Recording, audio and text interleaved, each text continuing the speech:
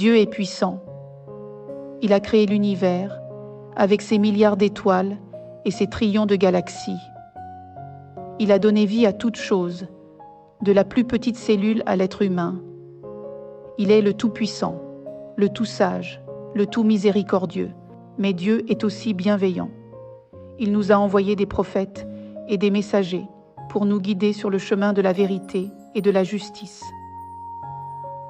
Ces hommes courageux ont défié les forces du mal pour nous transmettre le message de Dieu. Bienvenue dans votre chaîne Islam éclairé. Dans cette vidéo, nous poursuivons notre exploration des récits des prophètes. Dans la vidéo précédente, nous avons parlé d'Adam à Noé. Aujourd'hui, nous nous concentrerons sur Houd à Ibrahim. Nous allons explorer ces histoires captivantes et découvrir les leçons qu'elles nous enseignent. Pour ceux qui n'ont pas vu la vidéo précédente, le lien est dans la description. Restez avec nous pour explorer cette riche histoire et approfondir notre compréhension de la spiritualité islamique.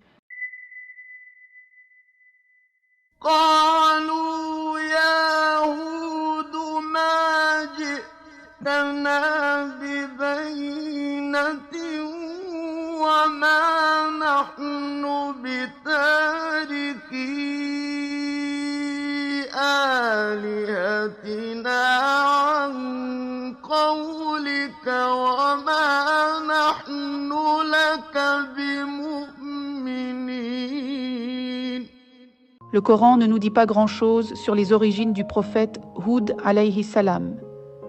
Nous savons seulement qu'il était de la tribu d'Ead, une ancienne civilisation qui vivait dans le sud de la péninsule arabique. Il était un homme juste et pieux, et il a été envoyé par Dieu pour guider son peuple sur le droit chemin. Il leur a prêché la foi en un seul Dieu, mais ils ont rejeté ses avertissements et ont persisté dans leur idolâtrie. Son message d'espoir et de foi a touché quelques personnes, mais la plupart des rades sont restés aveugles. En punition de leur mécréance et corruption, Dieu a détruit leur civilisation avec un vent violent. Seul Houd et ses fidèles ont été épargnés. Cette histoire tragique nous enseigne que la foi en un seul Dieu est essentielle et que l'arrogance mène à la destruction. La vérité est souvent rejetée par ceux qui ne veulent pas l'entendre. La justice divine est immanente et les actions injustes ont des conséquences. Le message de Houd est toujours d'actualité, appelant à la foi, à l'humilité et à la justice. L'histoire de Saleh est une histoire de responsabilité. C'est l'histoire d'un homme qui a été envoyé pour sauver son peuple et qui a échoué. Salih était un prophète, un homme envoyé par Dieu pour transmettre son message. Il a prêché au Tamoud pendant de nombreuses années, les exhortant à abandonner l'idolâtrie et à se tourner vers Dieu, mais les Tamouds ont refusé d'écouter. Ils ont rejeté le message de Saleh et ils l'ont traité de menteur. Pour prouver sa mission, Saleh a demandé à Dieu de lui donner une preuve. Dieu a répondu en faisant naître une chamelle. Cette dernière était une créature miraculeuse et elle a fourni aux Tamouds une nourriture abondante et une source d'eau fraîche. Mais les Tamouds n'ont pas été impressionnés. Ils ont continué à adorer leurs idoles et ils ont même décidé de tuer la chamelle. Le meurtre de la chamelle était un acte de défi envers Dieu. C'était un crime contre l'ordre naturel des choses. Saleh était dévasté. Il savait que les Tamouds étaient condamnés. Il a averti les Tamouds qu'ils seraient punis pour leurs crimes. 3 jours plus tard, Dieu a envoyé une terrible tempête sur les Tamouds. La tempête a détruit leurs maisons et leurs villes et elle a tué tous les Tamouds qui étaient restés incrédules. Cette histoire nous enseigne que nous sommes responsables de nos actions. Nous avons le choix de faire le bien ou le mal.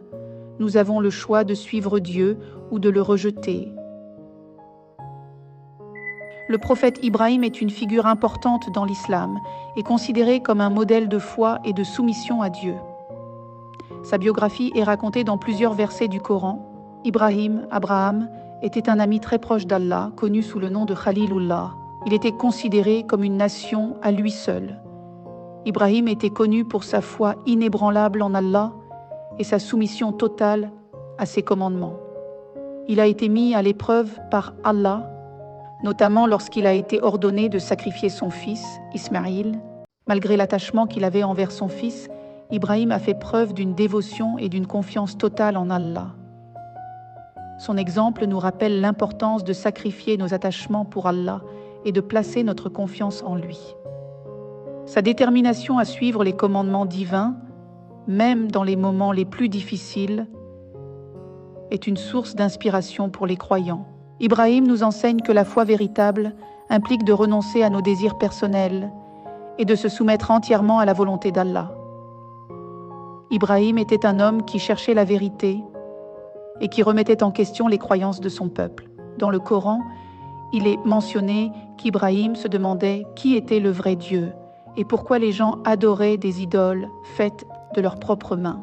Cette quête de la vérité et cette remise en question sont des enseignements importants pour les croyants, les encourageant à rechercher la connaissance et à ne pas accepter aveuglément les croyances populaires. Un autre aspect significatif de la vie d'Ibrahim est son échange avec le roi tyran, qui prétendait avoir le pouvoir de donner la vie et la mort. Le Coran relate l'histoire d'Ibrahim confrontant un roi en lui posant la question de savoir s'il pouvait faire lever le soleil de l'ouest au lieu de l'est, et ainsi changer l'ordre cosmique établi. Cette interaction souligne la force d'Ibrahim dans l'art de l'argumentation et sa capacité à défendre sa foi en utilisant des raisonnements logiques et rationnels. Il nous enseigne l'importance de la réflexion critique et de la confiance en la puissance et la sagesse d'Allah, même face à l'oppression et à l'arrogance des tyrans. Merci pour votre attention. Nous nous retrouverons, Inch'Allah, pour la suite de ce voyage passionnant.